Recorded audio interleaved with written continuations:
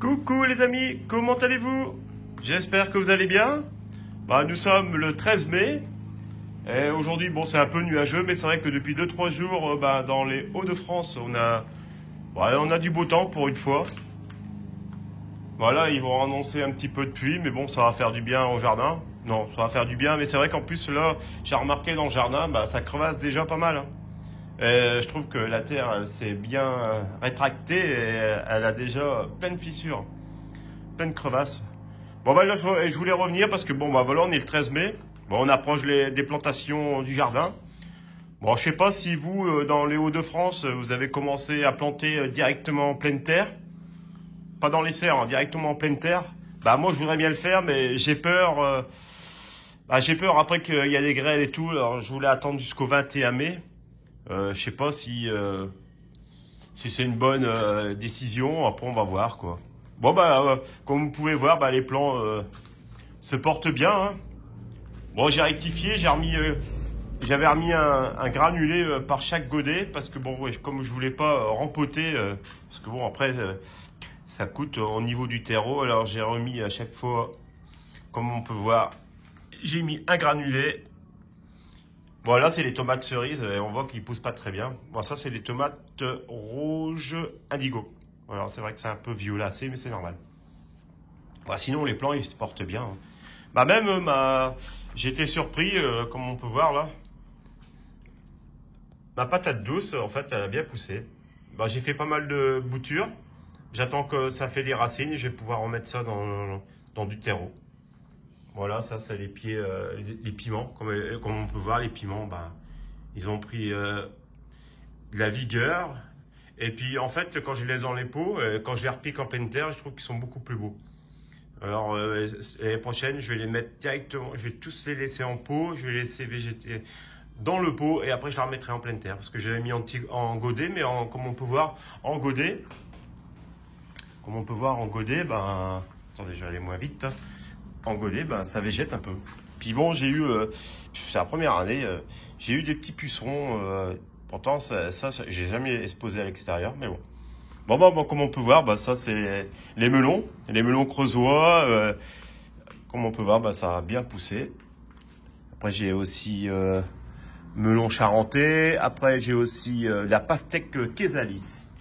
Késalis, c'est des produits qui sont destinés, des cultivars qui sont destinés pour mettre dans le nord.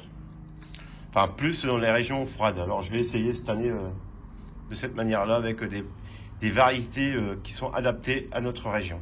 Parce qu'avant, c'est vrai que je faisais des variétés qui étaient un peu plus adaptées à des régions un peu plus méditerranéennes, mais c'est vrai que le résultat n'était pas top.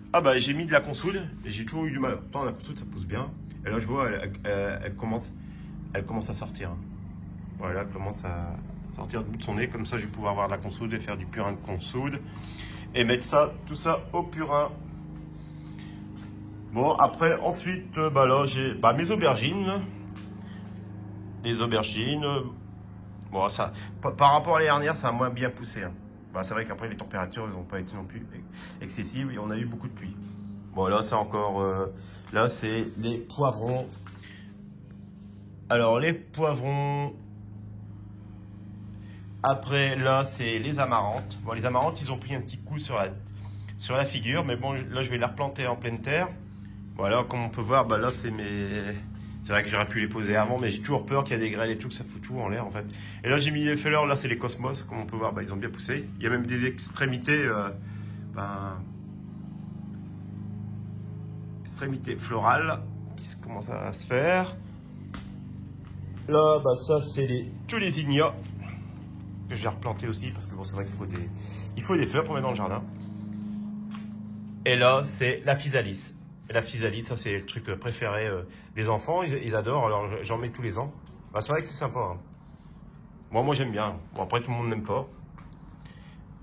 Voilà, je voulais refaire une vidéo avant la plantation et après je vous montrerai un petit peu comment ça va se dérouler, la plantation. Après c'est tout basique, hein.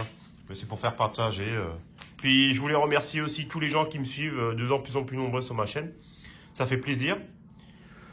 Franchement, la dernière vidéo, ça a bien fonctionné. Bon, après, je fais ça vraiment pour m'amuser, puis pour faire partager. Puis c'est bien parce que tous les gens, ils ont mis des commentaires, ils ont donné leur méthode, leur façon de faire, qui s'adapte à chacun. Et puis, bon, tous les petites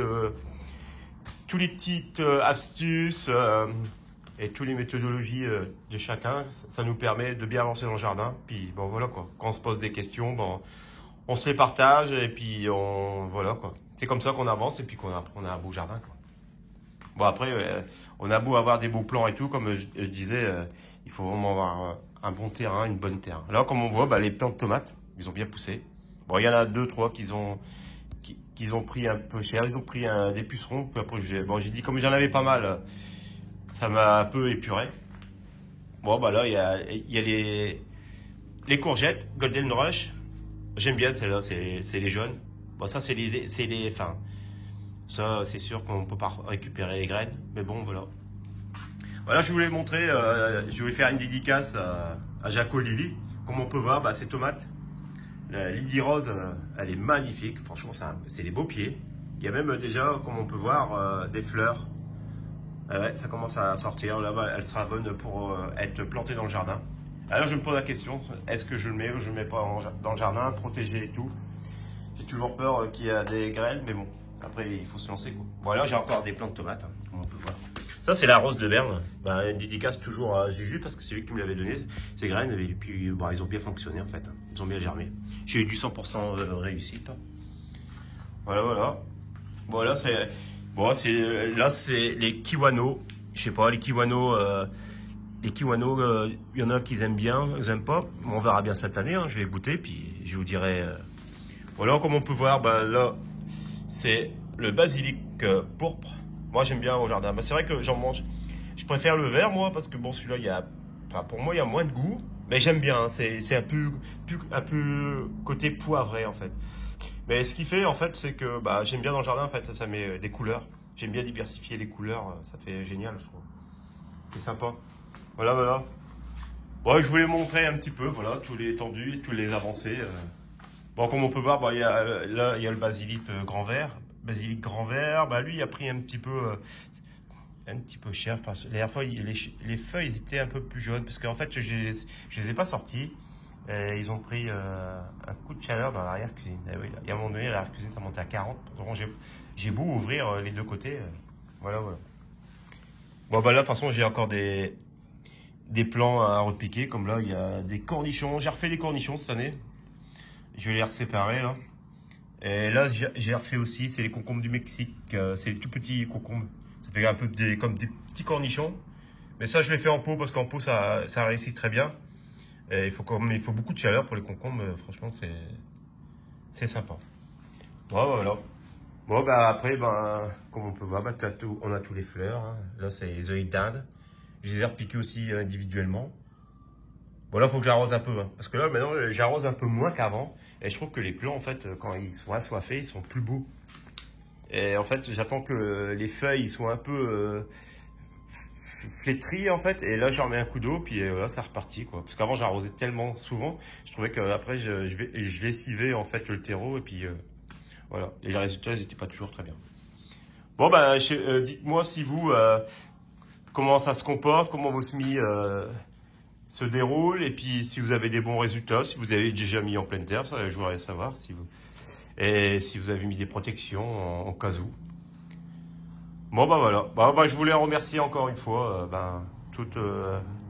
à tous les abonnés de la chaîne, et la prochaine fois je vous montrerai un petit peu tout ce que je vais planter, je vous montrerai aussi les plantations, comment je vais faire et comment je vais procéder. Bon sur ce, je vous souhaite une bonne journée, à très bientôt et bon jardinage à tous. Allez, bye bye.